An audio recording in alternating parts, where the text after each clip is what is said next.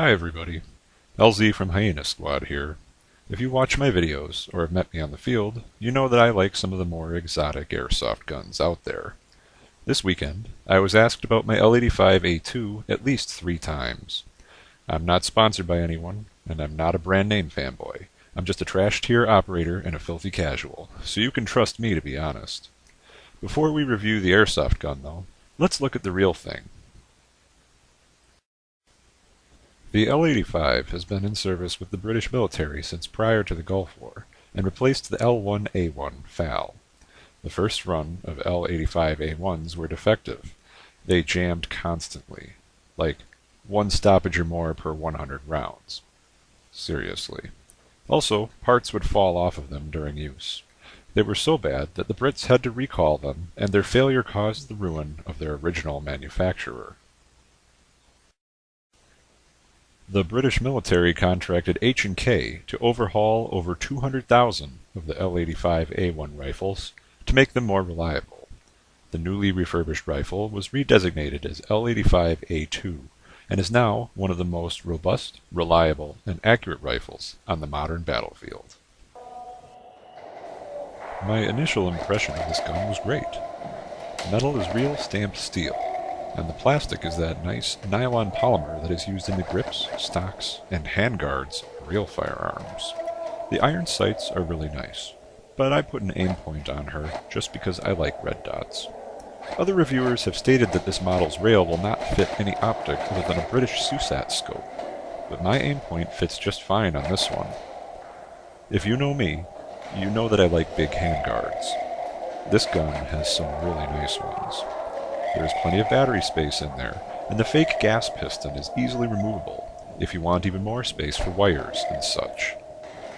She has an easy takedown, with just a few simple pins holding everything together.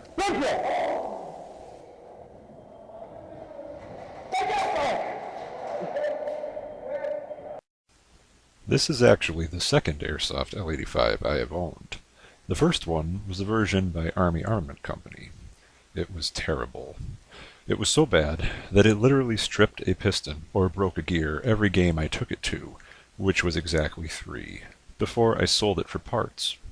My local tech wasted so much time fighting with that gun that we had to call it quits, or the hourly labor charge was going to surpass the value of a new gun every time I took it in. This version is much nicer.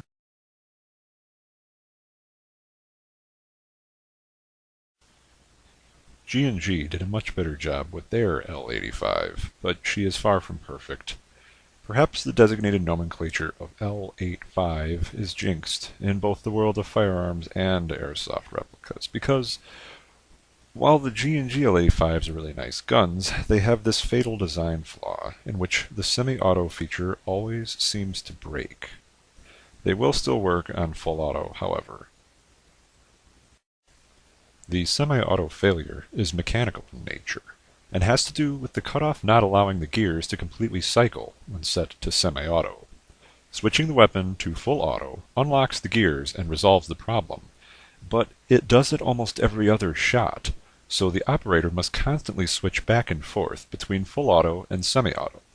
As someone who primarily plays at a semi-only field, it is a huge problem for me if my gun frequently locks up on semi.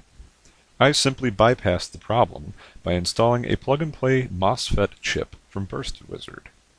I leave the gun set to full auto, but the MOSFET is programmed to fire on semi-auto instead. It is an electronic solution to a mechanical problem.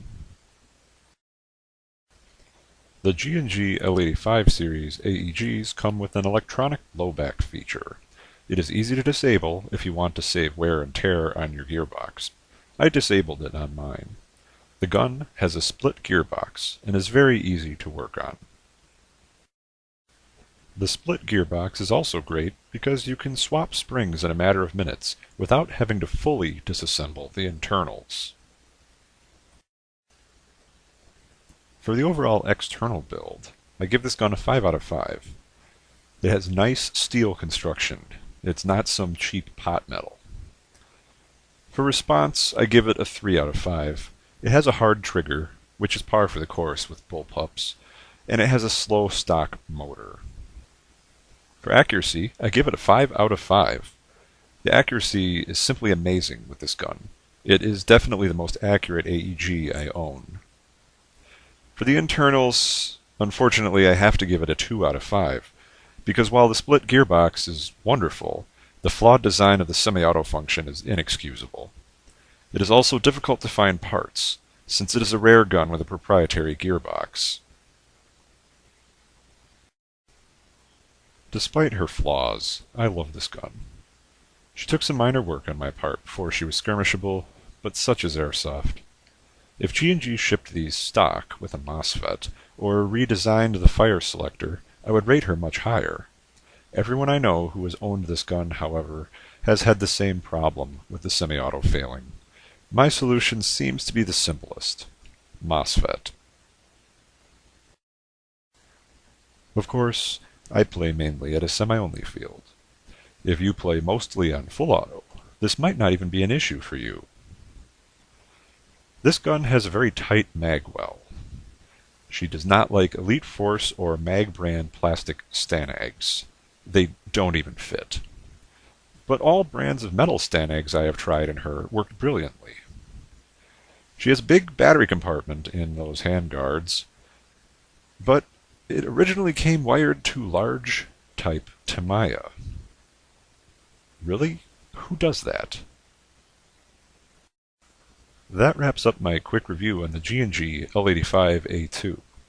To see L in action, check out my gameplay videos. A number of them feature her. Thanks for watching. Call your hits and canter on.